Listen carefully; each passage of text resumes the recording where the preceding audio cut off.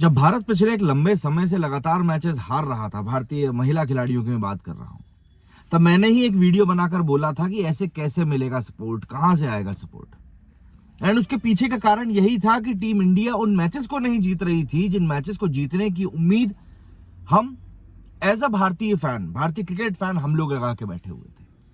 हमारे ऊपर इल्जाम लगाया गया था कि हम आधे फैन हैं, लेकिन देखिए, कोई भी फैन तभी आपका फैन बनता है जब आप उसको फैन बनने के वो कारण दें। और इस बार भारतीय महिला क्रिकेट टीम ने इंडिया के सभी लोगों को वो कारण दिया है कि क्यों आपको इस टीम का भी फैन होना पड़ेगा। अब फाइनल साउथ अफ्रीका से है 2 नवंबर को, उस बात से अब कोई फर्क नहीं पड़ता।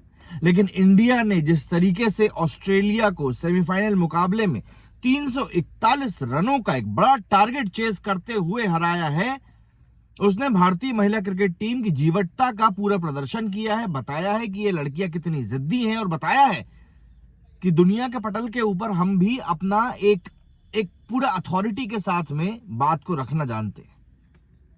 ऐसा नहीं कि कल का मैच बहुत आसान था या कल का मैच बहुत इजीली इंडिया जीत गई। बस एक चीज आसान थी और वो थी कि वहां पर ओस गिर रही थी, बॉल पकड़ना थोड़ा सा मुश्किल था। लेकिन उसके बावजूद भी आपको ये बात ध्यान रखनी पड़ेगी कि सामने टारगेट 340 का था और अपोजिशन टीम और कोई टीम नहीं बल्कि ऑस्ट्रेलिया की टीम थी।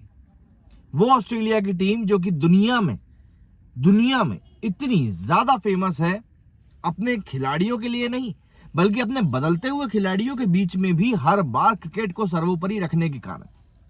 और उस टीम को अगर आज हमारी भारतीय टीम इस तरीके से हरा रही है तो उसके पीछे कोई बहुत बड़ी वजह है। वजह का नाम जेमिमा रॉड्रिक्स एंड हरमनप्रीत कौर। वो हरमनप्रीत कौर जो कि भारतीय कप्तान है। उंगलियां उठाई हम लोगों ने और बिल्कुल उठाई कि भैया जब जरूरत पड़ती है तब आप परफॉर्म नहीं कर पाती हैं। लेकिन इस बार हरमनप्रीत ने परफॉर्म किया, जवाब दिया, बल्ले से जवाब दिया। और यही सही तरीका होता है खिलाड़ी के जवाब देने का।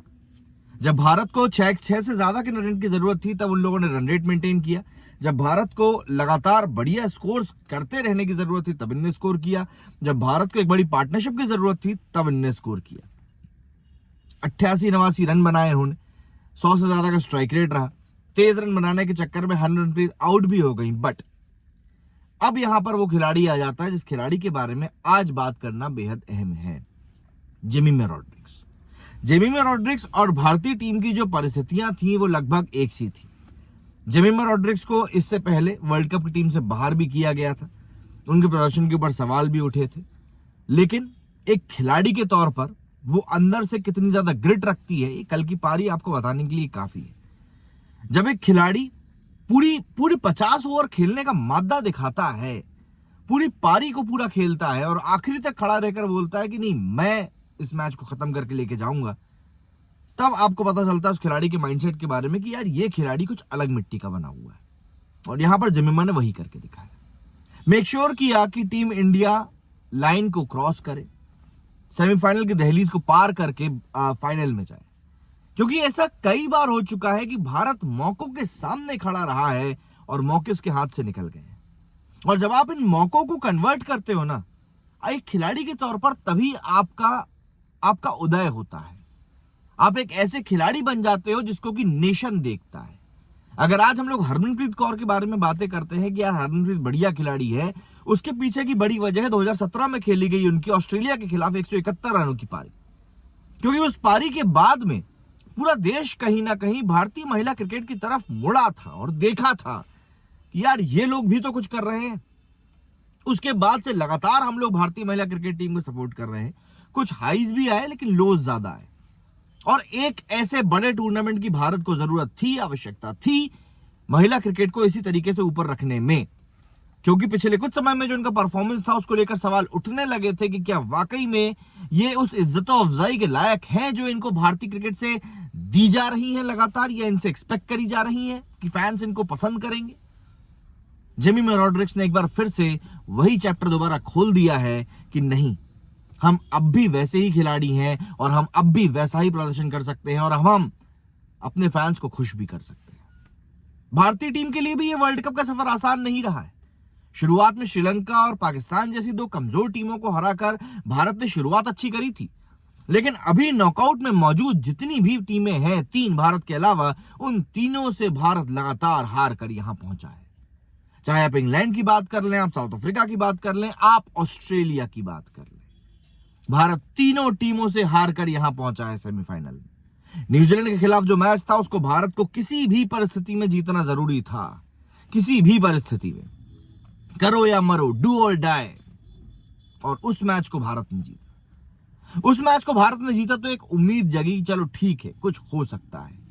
लेकिन उसके बावजूद भी सेमीफाइनल में उंगलियां उठना कम नहीं हुई, क्योंकि भारत का प्रदर्शन ही ऐसा रहा था।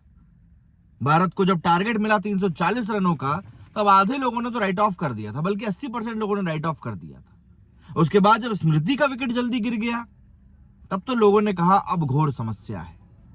मैं भी घर पे नहीं हूं, अभी मैं बाहर हूं, आउट ऑफ स्टेशन आया हुआ हूं। मैच को मैं पूरा फॉलो कर रहा था, लेकिन क्या स्कोर चल रहा है, क्या स्कोर है, कैसा चल रहा है। एंड ट्रस्ट मी, जब हरमन और जमीमा रॉड्रिक्स की पार्टनरशिप बढ़ना शुरू हुई, तब मुझे लग रहा था कि यार ये दोनों अगर खेल जाए तो शायद कुछ हो सकता है। मेरे भी जहन में शायद था, और मेरे ही जैसे जो करोड़ों क्रिकेट के फैंस हैं उनके जहन में भी शायद था।